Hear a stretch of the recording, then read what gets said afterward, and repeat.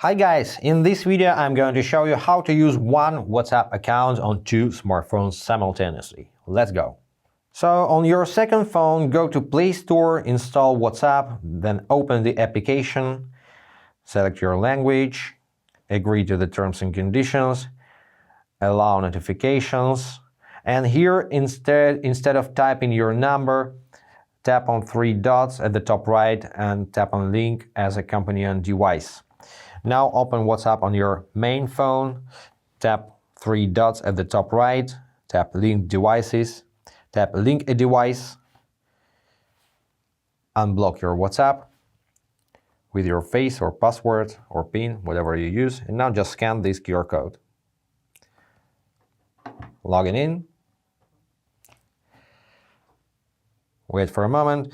Now that's it. Now phones are synchronized, and if you wish to log out on this phone, you need to take your main phone, find your latest session, and just log out.